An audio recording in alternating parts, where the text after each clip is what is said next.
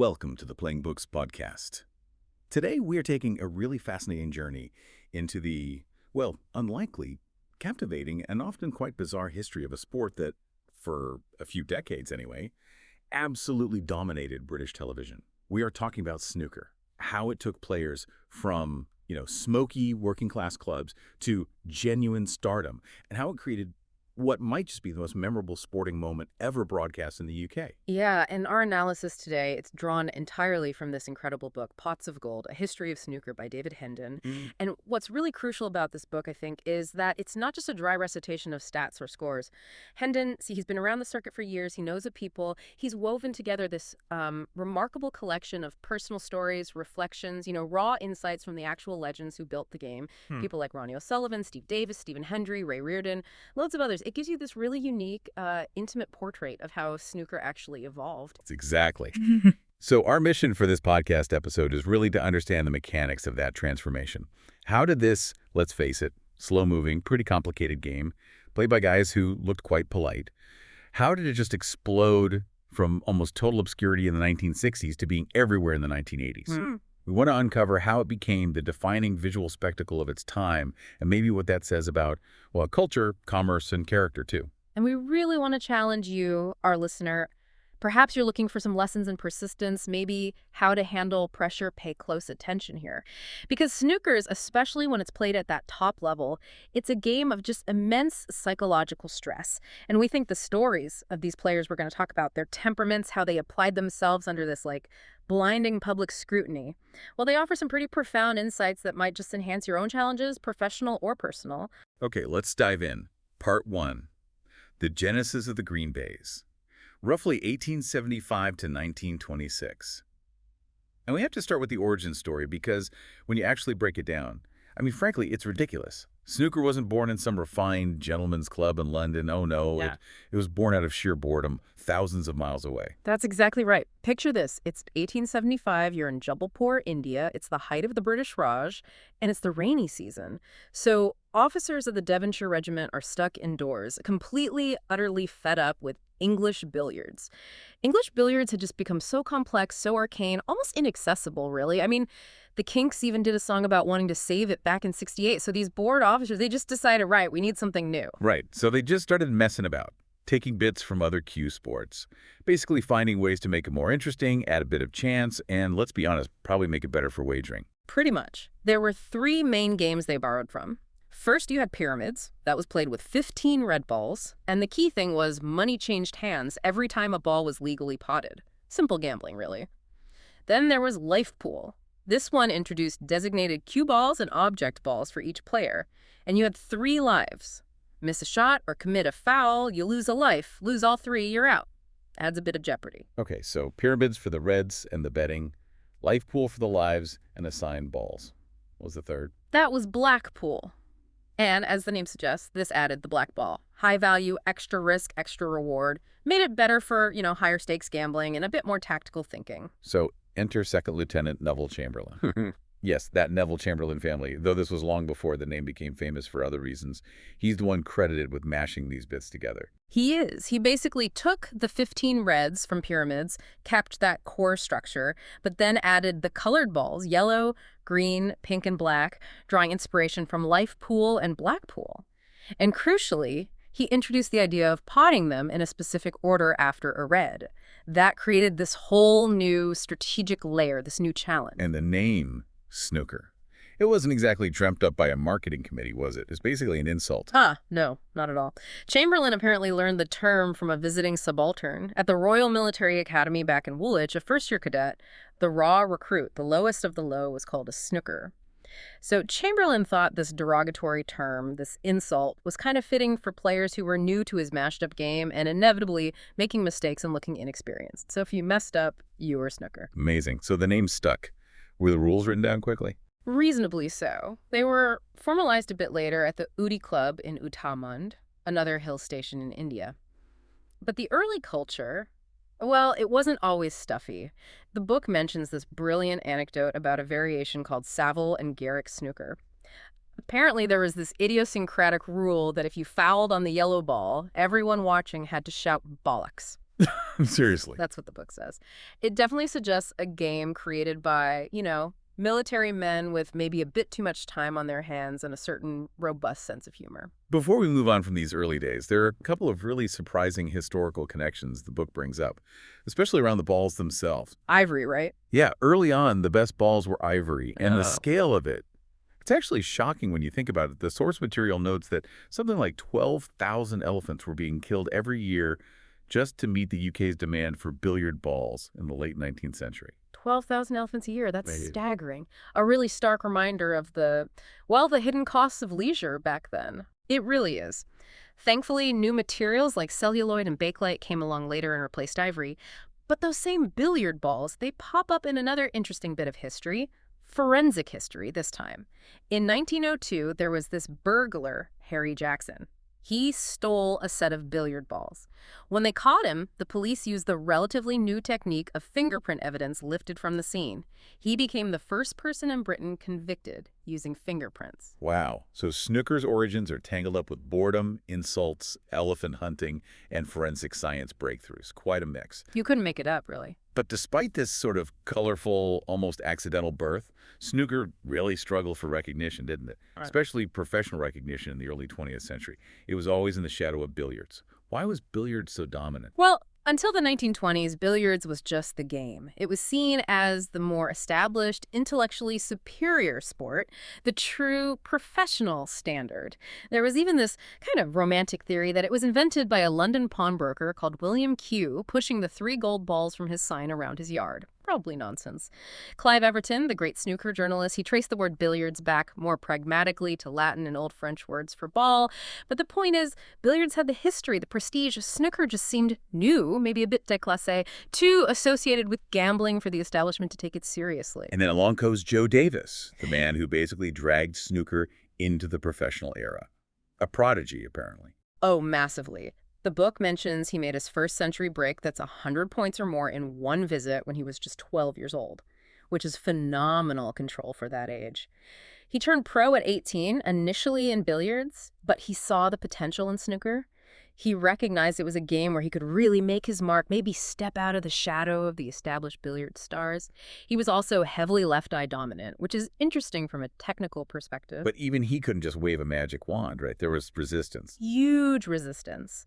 In 1924, another player, Tom Dennis, actually asked the governing body, the Billiards Association and Control Council, to sanction an open snooker tournament. And they basically just dismissed it out of hand. They said the sport wasn't sufficiently popular to warrant a proper competition. Can you imagine? It really shows the kind of persistence needed, doesn't it? Just to get something new accepted. So Davis had to take matters into his own hands. He did. Along with a promoter, Bill Kempkin, they basically decided to stage the first ever professional World Snooker Championship themselves in 1927. And even then, it was almost like a sideshow. It was tacked onto the end of a professional billiards tournament, which was definitely marketed as the main event. And the timing. Yeah. It really puts it in perspective. Yeah. How small-time snooker was then. Absolutely. That first final was in May 1927. You look at what else was happening. Princess Elizabeth, the future queen, had just celebrated her first birthday. Charles Lindbergh was making the first solo flight across the Atlantic. Huge world-changing events. And snooker. Well, Joe Davis beat Tom Dennis 20 frames to 11. His prize money, £6 and 10 shillings, his share of the ticket sales. The main trade magazine, The Billiard Player, gave this historic inaugural championship just 4 paragraphs of coverage, 4 paragraphs. It was a really humble, almost invisible start for a sport that 50 years later would have the nation glued to their TVs. Incredible. Okay, let's move into part 2. The Davis Dynasty and the TV revival, covering roughly 1927 to 1976. So despite that incredibly modest start, Joe Davis wins that first title and he becomes snooker's first real king. But you said earlier, he wasn't just a great player, he actually changed how the game was played. That's absolutely his biggest legacy. Beyond just winning, he fundamentally transformed snooker. Before Davis, Clive Everton described it as basically a crude potting contest. Players just went for shots, hoping they'd go in. Davis introduced systematic tactics. He developed safety play, intentionally leaving the cue ball in difficult positions for the opponent. He mastered cue ball control, thinking not just about the pot, but where the white ball would end up for the next shot. He essentially invented modern break building, the art of keeping the balls positioned to allow continuous scoring. The positional game we see today, that's largely down to Joe Davis. And he had this presence, this aura. Oh, completely. Players like John Pullman, who came later, they admitted that opponents were often virtually beaten before they started playing against Davis. Just his reputation, his air of calm control, it was intimidating. He was so dominant that when he retired from playing in the World Championship in 1946, he'd never been beaten. A 20-year unbeaten reign in the championship. Just phenomenal. Was he just this serious focused machine then? Not entirely. He was a genuine celebrity, you know? The book mentions he even toured with music hall acts, like the comedian Tommy Trinder. There's a funny story where Davis was apparently so nervous during one stage performance he missed his first 3 shots. Trinder supposedly ran on stage and yelled to the audience, "Quick, where can we get hold of your brother, Fred?" Speaking of his brother, Fred Davis was meant to be the successor, wasn't he? But it wasn't quite that simple. No. Fred was the obvious heir apparent, a fantastic player in his own right. But surprisingly, he got beaten in the 1947 final, the year after Joe retired, by a guy called Walter Donaldson. So the dynasty wasn't quite seamless, but Fred did go on to win multiple titles later. But after Joe Davis stepped away from the World Championship, the game just plummeted. Went into what the book calls the Dark Age. Why did it collapse so quickly? It's a really stark lesson, actually, in how much a sport can depend on maybe one huge personality, but definitely on media exposure. By 1957, things were so bad, only 4 players even bothered to enter the World Championship. 4. There was absolutely zero television coverage, no significant sponsorship money coming in. The only way professionals could make a living was by playing exhibition matches in clubs up and down the country, and that wasn't exactly lucrative. The game just went completely dormant at the top level. And Joe Davis himself tried to revive it with extra balls. He did, bless him. He came up with this idea called Snooker Plus. He tried to add 2 extra colors, an orange ball worth 8 points and a purple ball worth 10. The idea was maybe to make it higher scoring, more exciting, but it just never caught on. It just made an already complex game even more complicated, which wasn't the answer. It completely failed. And the frustration for the players who were left, it must have been immense. That story about Walter Donaldson. Oh, yeah. Walter Donaldson, the guy who beat Fred Davis in 47, he just got so utterly fed up with the lack of opportunity, the lack of interest. He literally gave up playing, went home, took his snooker table, the symbol of his entire professional life, smashed the slate bed into pieces, and used the pieces to pave a garden path. Wow. You can't really get a more powerful physical metaphor for the absolute death of the professional sport at that time than that, can you? Smashing your tools to make a path? Truly grim. So the professional game was basically dead on its feet until a player named Rex Williams decided to try and revive the World Championship himself in 1964, but on a challenge basis, like boxing. Yeah. Williams kept the title alive, basically challenging the holder. It was better than nothing, kept the lineage going. ITV actually dipped its toe in briefly around 1961, and Mark Wildman made the first televised century break in 1962, but it didn't really stick. No, the real unexpected lifeline, the thing the book rightly calls the miracle that changed absolutely everything, was television finding snooker again. Or rather, needing it. This is the birth of Pot Black, 1969, and it was all down to color television. Exactly. The BBC had just launched its new color service, BBC Two. Color TV sets were expensive, niche. They needed programs, ideally cheap ones, that would really show off the benefits of color. And someone realized that snooker, with its vibrant, distinctively colored balls set against the bright green baize cloth, well, it looked fantastic in color. It was the perfect demonstration vehicle. So Pot Black was born basically as a color TV filler show. And it just took off, even though most people probably didn't know the rules. It did. It had that incredibly catchy theme tune, Black and White Rag by Winifred Atwell, which everyone remembers. And you're right about the rules. The show often had to start with like a 15-minute introduction just explaining what was going on, who potted what when. But the visuals were compelling. It was slow, yes, but you could follow it. It was hypnotic. And this is where we get that legendary commentary line from Ted Lowe. The famous one, yeah. For those of you watching in black and white, the pink is next to the green. Or sometimes it's quoted as the yellow is next to the pink. Now, Hendon's book, like others, questions whether Lowe actually said it quite like that. It might be slightly apocryphal, embellished over time. But whether he said it verbatim or not doesn't really matter. The quote perfectly captures that moment in time. Snooker was suddenly this visual feast, this major technological event. It arrived on TV just 3 days after Neil Armstrong walked on the moon. That context is amazing. And this TV exposure started creating stars again, Hmm. like Ray Reardon. Absolutely. Pot Black made household names of players like Reardon, John Spencer, Fred Davis was still around. Reardon, though, he really emerged as snooker's perfect professional ambassador for this new era. He consciously modeled his public image on Joe Davis, always impeccably dressed, very composed, serious about the game. He came from a proper working-class background in the Welsh Valleys, learned his trade in the Miners' Welfare Institute in Tredegar, but he cultivated this real governor aura, as John Parrott called it later, a sense of authority. And he wasn't afraid to use that authority, was he? That story about the lights in the 1973 final. Oh, that's classic Reardon. It really shows his steeliness and his determination to raise standards. It's the World Championship final against Eddie Charlton, sponsored by Gallagher Tobacco. Reardon's getting hammered, he's 7-0 down, then 8-1 down. He claims the new overhead lighting rig is reflecting off the balls, blinding him, making it impossible to see properly. He doesn't just complain, he forces the issue. He directly challenges the sponsor's control over the playing conditions, basically asking the officials, is this the BBC TV World Championship, or is it Gallagher's World Championship? It's a high-stakes gamble, but they back down, they remove the lights, and Reardon, incredibly, comes back from 8-1 down to win the title. That shows immense mental strength and a refusal to accept anything less than professional conditions. Wow. That calm, steely control is one image. Yeah. But then, almost immediately, snooker gets the complete opposite. The hurricane arrives. Alex Higgins. Yes.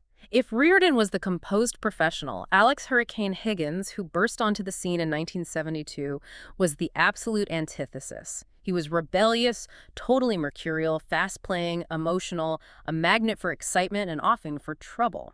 Born in Belfast, he learned his snooker in this dark, dingy, maybe slightly intimidating billiard hall called the Jam Pot. His talent was just raw, explosive, untamed. And his impact was immediate. Completely immediate. He won the World Championship in his first attempt in 1972, beating John Spencer 37-32 in the final. That win, that personality, it provided the sprinkle of stardust, as the book calls it, that snooker desperately needed to really break through into the wider popular culture. But again, the conditions then were still unbelievably basic compared to later years. That 72 final was played during a major national miners' strike. They needed a noisy mobile generator just to keep the lights on. The seating was literally just planks on pallets. And observers described this visible triangle of smoke hanging thick in the air above the table from all the cigarettes. So Higgins brought the excitement, the eyeballs. But he was complicated. Massively complicated. His talent was undeniable. It transcended the sport. But his personal life was just chaotic. Constant headlines about drinking, brawls, gambling, later drug use. He became a tabloid fixture. Steve Davis, who represented the exact opposite approach, total dedication, clean living, artemizing. He admitted years later that Higgins just scared the life out of me. Davis actively kept his distance. Yet even his rivals had to respect the talent. Oh, absolutely. Even someone like Cliff Thorburn, who had his own run-ins with Higgins, acknowledged his unbelievable energy and shot-making ability. And the ultimate example of that flawed genius, the moment everyone remembers, came in the 1982 World Championship semifinal against Jimmy White. Higgins is trailing 15-14. He needs a clearance to stay in the match, and the balls are horribly placed. It looks almost impossible. And somehow, he produces this absolutely courageous, spellbinding clearance under the most intense pressure imaginable. It's pure snooker folklore. He pulls it off, forces the decider, and wins the match 16-15. Just breathtaking skill when it mattered most. So this contrast we're seeing, Reardon's professionalism, Higgins' raw talent and chaos, and then Davis waiting in the wings, this feels like our first really crucial practical lesson from this whole story. I think it is. Higgins' story is fascinating because it perfectly highlights the tension between raw, volatile talent and structured, disciplined professionalism. His unbelievable skill could win him anything on his day, but his volatile temperament, his lack of control off the table, ultimately meant he couldn't achieve the kind of sustained dominance that maybe his natural ability warranted. He burned brightly, but also burned out erratically. Whereas the players who came later, like Henry, Exactly. John Virgo, another player from that era, summed it up perfectly when he was talking about Stephen Hendry's later dominance. He just said, Stephen's temperament was something else. Right. And that's the lesson, isn't it? For any high-pressure field, not just sport, raw talent might get you noticed, it might get you in the door, but sustained long-term success. That usually requires emotional control, resilience, a temperament that's disciplined enough to handle the inevitable storms, both the ones you create yourself and the ones life throws at you. Absolutely. Okay, let's move into the next phase, part 3, clubland, commercialization, and the Crucible era, roughly 1977 to 1986. This feels like where things really solidify. Yeah, this is the era where the foundations for the boom are properly laid. And it starts with finding the right home for the World Championship. By 1976, the event was still a bit of a mess. The book mentions kids running around during play, drinkers constantly wandering past the table, just not professional. A promoter named Mike Watterson won the rights for the 1977 championship. And the crucial decision, the absolute game changer, came from his wife, Carol. She suggested they look at a theater in Sheffield called the Crucible. What incredible foresight that turned out to be. The Crucible wasn't built for snooker, was it? It was a proper theater. Exactly. Opened in 1971, cost about £1 million back then. It was designed by Colin George with this unique thrust stage concept. The idea, George said, was to involve the spectator rather than control him. And that intimacy was the magic ingredient for snooker on TV. The furthest seat is only about 59 feet away from the stage. The audience felt like they were right there, almost breathing down the players' necks, feeling every bit of tension, every missed shot, every nervous twitch.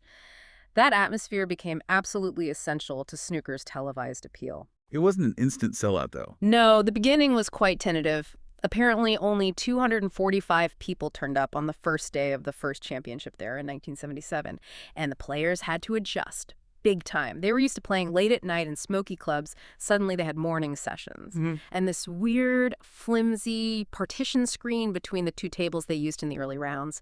But the atmosphere just built and built. It quickly became clear this was the venue. John Spencer, one of the greats from that era, he famously wrote later that the Crucible did more for snooker than any player did. High praise indeed. And that clean, almost intense theatrical setting of the Crucible was such a stark contrast to where almost all these players actually learned the game, the British Snooker Clubland. Oh, completely different worlds.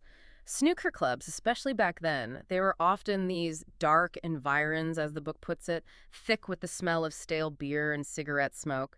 And they often had this association, sometimes fair, sometimes not, with, well, slightly dodgy characters, the criminal underworld. Barry Hearn remembers the stigma vividly. He said, if your mom caught you going in the snooker club, you'd get a clip round the ear, because it was seen as a place for layabouts associated with a misspent youth era. But they were also breeding grounds for incredible talent and full of characters, right? The book mentions hustling. Absolutely. It was a tough school. Joe Johnson, who we'll talk more about later, he shared stories about figures from his club days. Guys like Fingers, who could apparently get hold of any kind of knocked-off gear you wanted. And another character known only as X, who was famous for hitting the cue ball so incredibly hard he actually split a snooker ball clean in half once. So yeah, these clubs were places of refuge for many working-class kids, a place to belong, but also maybe places of, mild chaos and dubious dealings. And this slightly chaotic but clearly popular world is where Barry Hearn saw a business opportunity. Exactly. Hearn was sharp. He bought a chain of 17 snooker clubs in the late 70s for about £630,000. And during the boom years that followed, those clubs started making him £1 million a year. Mostly from the fruit machines, apparently, more than the bar or table hire. He used his own snooker tournament, the Lucania National, to drive membership for his clubs. And it was through running that event that he first properly encountered the player who would become the perfect face for his commercial vision, Steve Davis. Davis, the anti-Higgins in a way, the ultimate professional. Precisely. Davis was the absolute antidote Hearn needed to counter that lingering, misspent youth image of snooker. He was completely single-minded, incredibly disciplined, almost robotic in his dedication. No vices, no scandals, just relentless practice and winning. Dennis Taylor tells that famous story about watching Davis practice once and being so demoralized by his intensity and focus that he just thought, I hope I never see him again. So Hearn saw Davis as the key to making snooker mainstream respectable. Totally. Hearn realized he could package and sell snooker, with Davis as the figurehead, as a cleaner-than-clean product for television and sponsors. Hearn provided the promotional genius, the mouth, as he put it. Davis provided the flawless player, the clinical image. Together, they aimed to completely redefine snooker's public perception, moving it away from the smoky back rooms and into the living rooms of Middle England. And the media just lapped it up. They absolutely devoured it. Suddenly, snooker was everywhere. All 4 UK TV channels at the time, BBC One, BBC Two, ITV, and the new Channel 4, were showing tournaments. It wasn't just sport anymore. It became this massive television soap opera. You had these instantly recognizable characters and narratives, the good boys, like the clean-cut Davis and the spectacled, gentlemanly Dennis Taylor, versus the exciting, unpredictable, sometimes controversial bad boys like Higgins, Jimmy White, Tony Knowles. It was compelling viewing. And the audience demographics were surprising, especially the number of women watching. That was the real shocker for the advertisers and maybe even the players. A UPI news agency article from the time noted that women made up an incredible 66%, two-thirds, of snooker's TV audience in Britain. Reporters speculated why. Was it the sexy combination, as one put it, of gentlemen's club snobbery and the low-life appeal of smoky snooker halls? Others noted women commenting on the players' finely tuned muscle under their waistcoats, finding them deliciously wicked. Why me? Whatever the reason, snooker had somehow tapped into this huge female audience, which just cemented its status as absolute primetime mass-market entertainment. So all of this, the Crucible, the Hearn Davis machine, the TV soap opera, the huge audience, it all builds towards what has to be the absolute peak of the boom. The 1985 World Championship final, the black ball final. Yes. The moment snooker truly transcended sport and became a national event. The backdrop in Britain at the time was quite heavy, quite febrile. You just had the year-long miners' strike ending, the Heysel Stadium disaster happened soon after, Live Aid was that summer, lots of tension and change. And somehow snooker, this quiet game in a dark room, offered this strange oasis of quiet calm, as the book puts it, amidst all the national noise. And the narrative, the human story of the final itself, it was almost too perfect. Dennis Taylor versus Steve Davis. You couldn't have scripted it better. Dennis Taylor, the underdog from Northern Ireland, he was playing with this intense personal motivation. His mother had sadly passed away just a few months earlier, and he said he was playing for her memory. Go and play for your mom, he told himself. But he started horrendously. Davis, the defending champion, the machine, just raced into an 8-0 lead in the first session.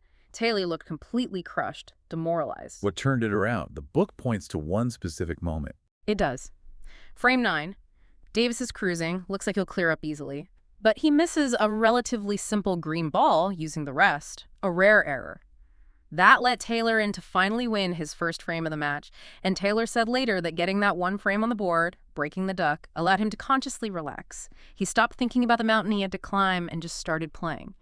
And slowly, incredibly, he started clawing his way back, frame by frame. Until it gets to 17-17, the deciding frame. The deciding frame. And it went on and on and on. For 65 excruciating minutes, every shot carried the weight of the World Championship. The tension inside the crucible, amplified by the TV cameras focusing on their faces, their hands.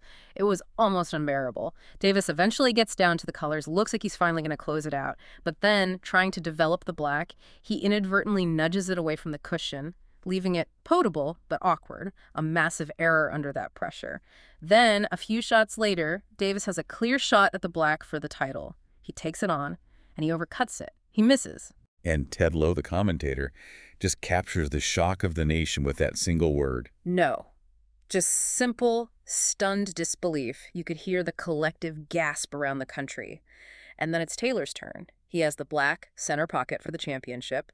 He puts on his famous, oversized, upside-down glasses, takes his time, strokes it in. Pandemonium. The scenes. Taylor's utter elation, Davis's visible shock, and the viewing figures. Just staggering. 18.5 million people were watching on BBC Two after midnight on a Monday morning. More people than watched many World Cup finals or royal weddings. It was a genuine shared national experience. And Davis's reaction afterwards in the interview. So stoic. Classic Davis. Shell-shocked, but utterly composed. He delivered that immortal line when asked how he felt. Yeah, it happened in black and white, just perfectly capturing his bleak, colorless mood at that moment.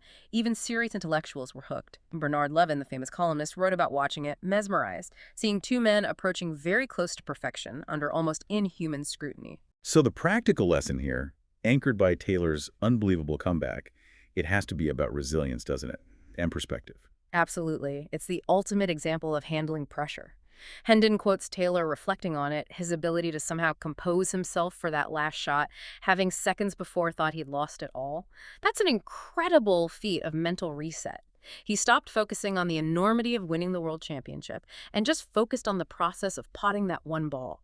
That ability to narrow your focus, to control your thoughts when everything is on the line, that's a powerful lesson for any high-stakes situation you might face in your own life or career. Definitely. Okay, let's move into part 4, New Kings, New Riches, and Rivalries from about 1987 to 2005. The Davis era starts to wane. Yeah, it's interesting. The book draws a parallel. The 1980s in Britain were dominated politically by Margaret Thatcher and sportingly, arguably, by Steve Davis. By the end of 1990, both were effectively dethroned. Davis's successor as the dominant force was Stephen Hendry, the Iceman. Hendry's story is strange, too. He wasn't born into snooker. Not at all. He got a small snooker table as a Christmas present when he was 12, almost on a whim. But once he started playing, he became absolutely obsessed, relentlessly driven. His manager, a guy named Ian Doyle, instilled this incredibly focused mantra in him from a young age. The goal wasn't just to be world champion, it was to be world champion and world #1 at the same time. Total dominance was the aim, and, well, he achieved it. And his arrival just crushed Davis, mentally. Completely. Davis himself admitted later it was fucking horrible. Suddenly, all the media attention, all the talk, it was about Hendry. Davis started questioning his own technique, his own game. He entered this debilitating cycle of self-doubt. Hendry was playing this new brand of relentless, attacking, almost flawless snooker, and Davis just found he couldn't beat him. It was a massive psychological shift in the game. But Hendry wasn't universally loved, was he? His main rival, Jimmy White, seemed to have all the charisma. Oh, Jimmy, the whirlwind White, the eternal people's champion. He had this natural magnetism, this incredible flair and talent that the more robotic, straight-laced Hendry just didn't possess. Neil Folds, another top player, described meeting White as a kid and thinking he was the most grown-up 13-year-old he'd ever encountered. Just had this confidence, this swagger. And White achieved huge success, too, despite living this notoriously chaotic lifestyle off the table. His autobiography details some really dark periods, including, as the book notes, 3 months completely lost to crack cocaine addiction at one point. And that rivalry with Hendry defined the 90s, but always ended in heartbreak for White in the biggest match. Tragically, yes. 4 times Jimmy White reached the World Championship final. 4 times he played Stephen Hendry. 4 times he lost. And the book delves into why. Why couldn't this incredibly talented, popular player win the biggest prize? Alan McManus, a Scottish contemporary, put it bluntly.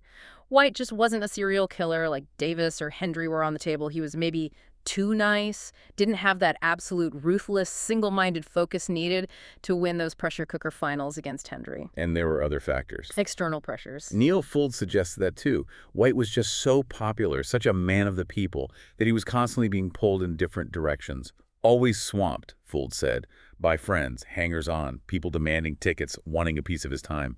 It arguably took him away from the dedicated preparation and the mental bubble he needed to be in to finally overcome Hendry.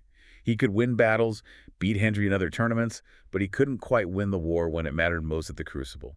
So Hendry and White dominated the headlines, but then came the next generation, the famous class of '92. Yes, John Higgins from Scotland, Mark Williams from Wales, and of course, Ronnie O'Sullivan from England.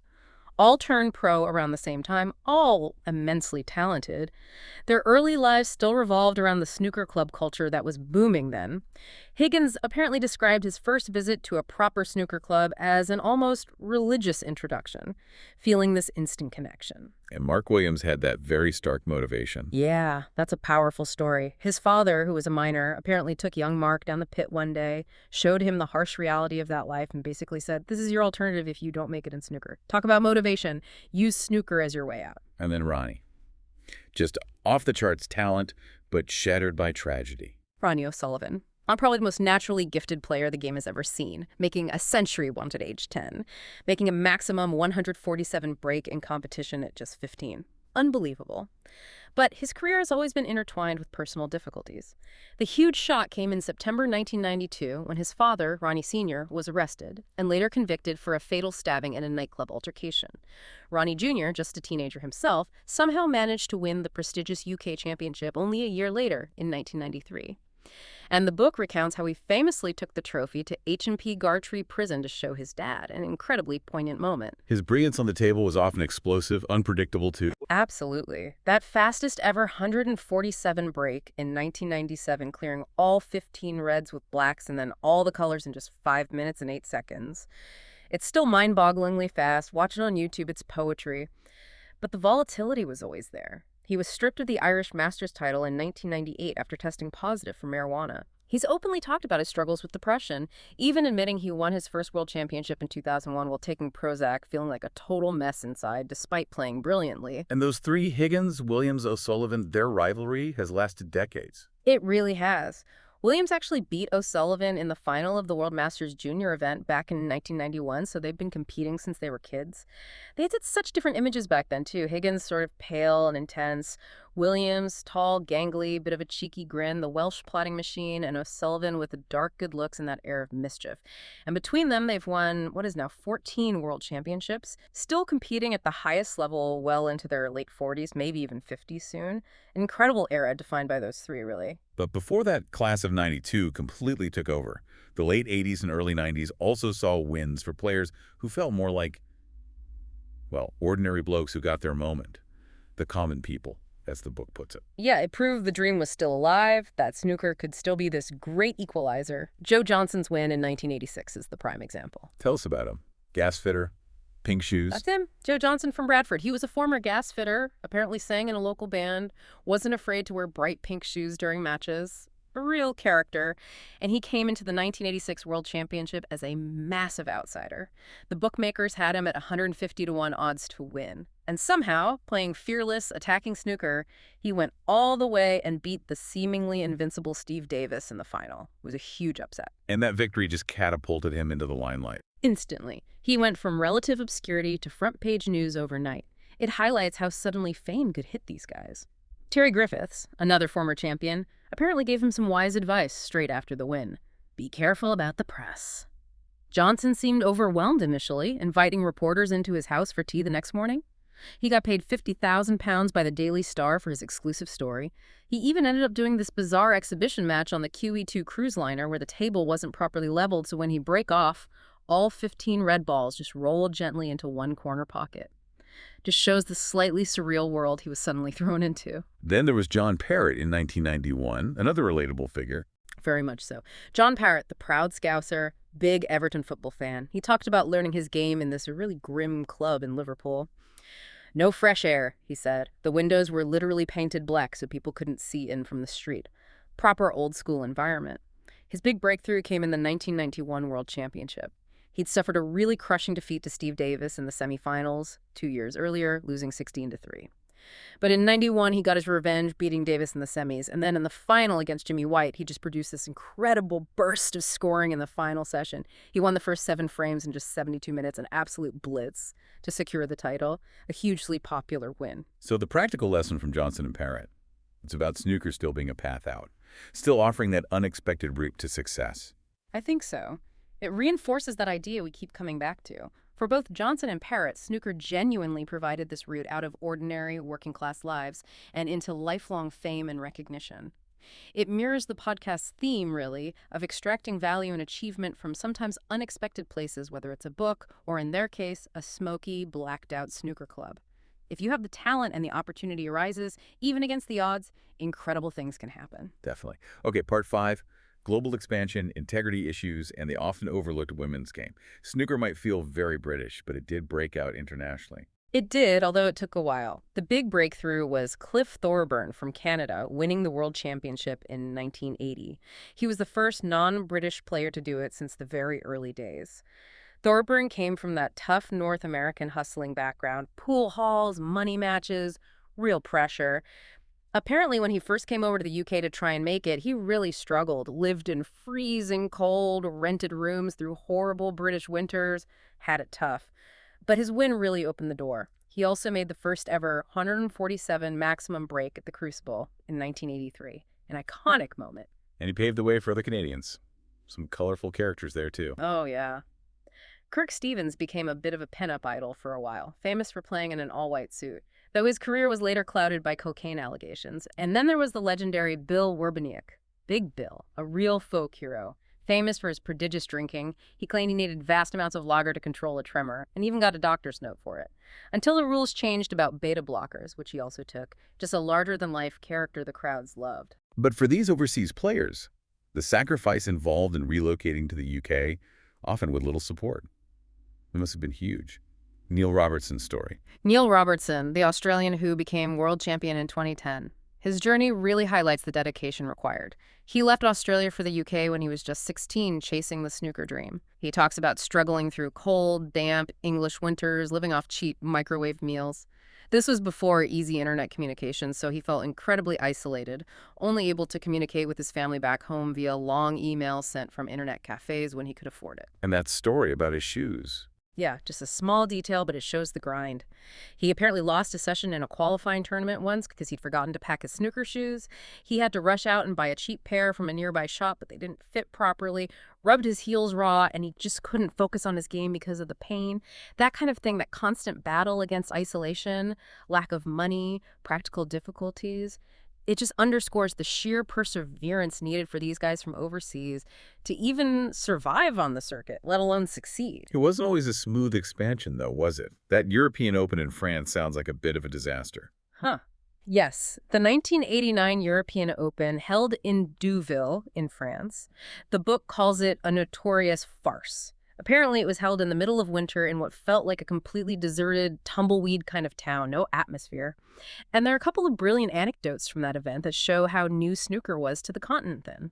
One Irish player, Eugene Hughes, turned up wearing his customary bow tie for his match, and one of the local event staff genuinely mistook him for a waiter. Oh, dear. And even more bizarrely, the French master of ceremonies, who was clearly struggling a bit with the player introductions and the whole snooker protocol, was apparently asked at one point to redo the introductions entirely in English, specifically for the benefit of one single couple who had traveled all the way over from Portsmouth to watch.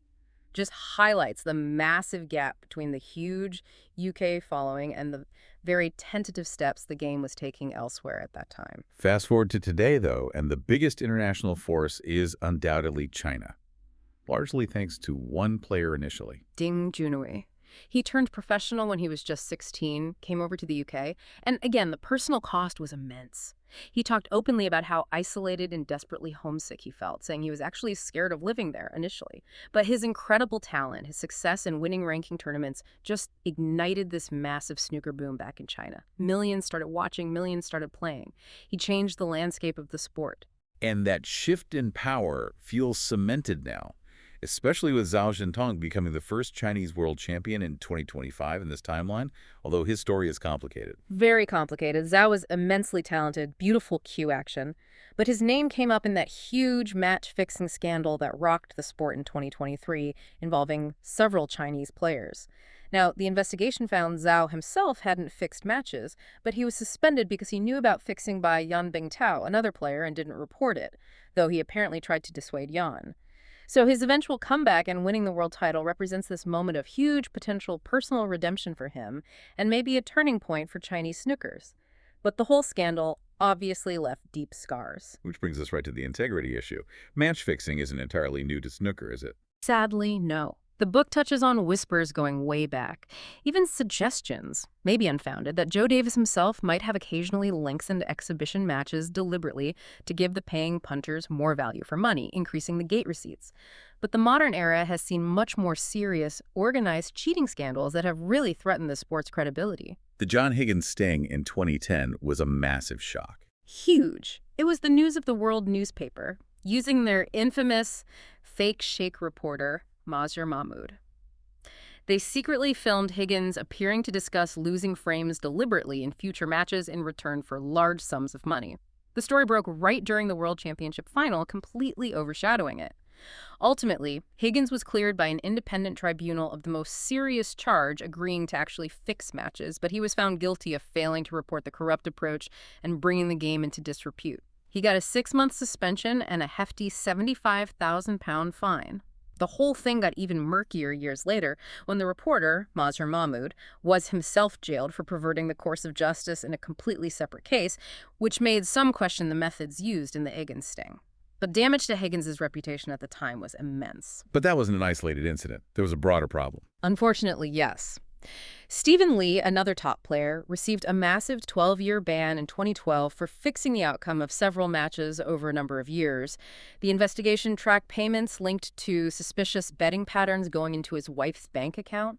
And then, of course, the really big one was the 2023 scandal involving multiple Chinese players. 10 players were suspended in total. The ringleaders, Liang Wenbo and Lei Hang, were found to have put pressure on younger players to fix matches, and they both received lifetime bans from the sport. It showed how vulnerable players, maybe those lower down the rankings struggling financially, could be to these corrupt approaches.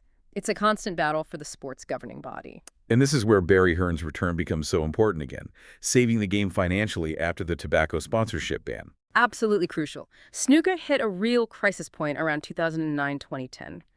The UK ban on tobacco advertising and sponsorship came into full effect, and suddenly the sport lost its major source of income overnight. Prize money plummeted, tournaments disappeared. There were serious fears for its future. Barry Hearn, who'd stepped away years earlier, came back with a plan to completely restructure and revitalize the game.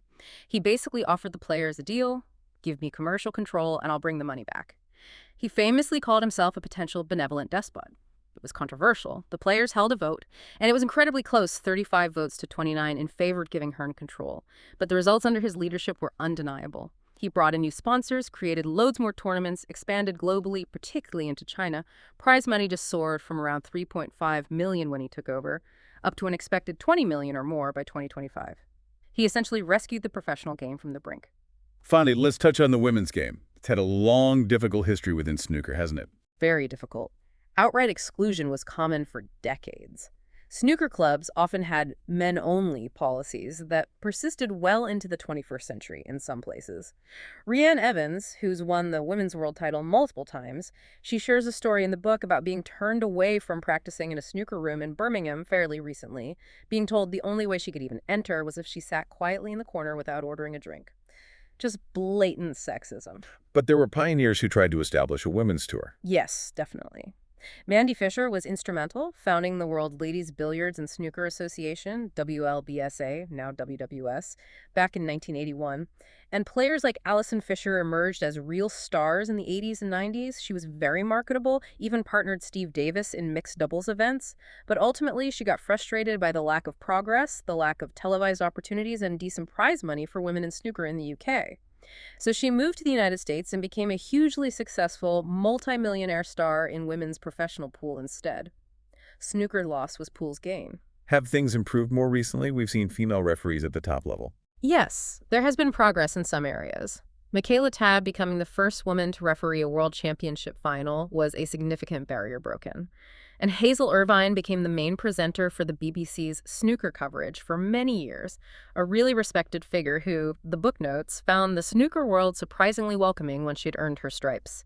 The current system also grants a couple of tour cards each season for top women players to compete on the main professional tour against the men. But Rhiannon Evans, arguably the most successful female player ever, she's critical of that approach. She is. Her argument, as presented in the book, is that just giving one or two women a chance to compete against the men on the main tour actually damages the women players in the long run. Why? Because they rarely win matches against the top men, so they don't earn much prize money or ranking points, and it doesn't help grow the women's game independently. Evans contends that what's really needed is investment in creating a properly televised, commercially viable, separate professional women's tour. That way, women can compete against each other regularly, develop their own rivalries, build their own stars, and create a sustainable economic base for the women's game itself, rather than just being an occasional addition to the men's tour. It's a strong argument. Okay, so as we wrap this up and synthesize the core themes from our look at Pots of Gold, what's the central narrative here? I think the central narrative of Hendon's book is that snooker's history is just gloriously messy and utterly human. It's defined by this weird mix of, eccentricity, class divides being bridged, these huge explosive personalities clashing. But underneath it all, there's this surprising, almost hidden requirement for immense mental fortitude to succeed. The snooker club, for all its flaws, was often this crucial refuge, this place where talent could blossom against the odds. But the book also really highlights the sheer personal sacrifice involved in reaching the top. You see it in Robertson's loneliness, O'Sullivan's well-documented struggles, the relentless psychological grind faced by players like Davis and Hendry. It wasn't and isn't an easy life. That whole journey from board officers in India to the incredible pressure cooker of the Crucible Theater, Yeah. it's quite something. It really is. The entire history, when you lay it out like this, it's a testament to the power of focus, the ability to perform under intense scrutiny, often for hours on end. So let's bring it back to you, the listener, with that final provocative thought. We've talked about the Crucible Theater as this unique pressure environment. So where does your personal Crucible moment lie? What's the big challenge, the high-stakes situation you're facing right now, maybe at work, maybe in your personal life, that demands that same kind of mental steel we saw from Dennis Taylor? That ability to compose himself for that last shot when everything seemed lost, when maybe 18.5 million people aren't watching, but it feels just as intense to you. Or maybe it demands the kind of promise Mark Selby, another multiple world champion known for his resilience, made to his father, that he would never ever give up until the very last ball was potted. Can you apply that power of perspective, that relentless refusal to quit, to your own challenges? Absolutely. And if these stories, the characters, the comebacks, the controversies, the sheer human drama of snooker's rise and evolution, if they've intrigued you, then we really strongly encourage you to get hold of the source material. Go and purchase the book, Pots of Gold, A History of Snooker by David Hendon. You'll get the full, rich story, all the incredible details and anecdotes we just couldn't squeeze into this podcast episode. And please do engage with the author. David Hendon is active on social media. Let him know what you enjoyed. Share your favorite snooker moments prompted by the book or our discussion. Yes, please do. Thank you so much for joining us for this analysis on the Playing Books podcast. We really hope you enjoyed it. Please do follow or subscribe wherever you get your podcasts. And if you found this interesting, share it with others who appreciate a deep dive into an unexpected slice of history and maybe some practical lessons along the way. We'll be back soon with more insights drawn from the pages of fascinating books. Thanks for listening.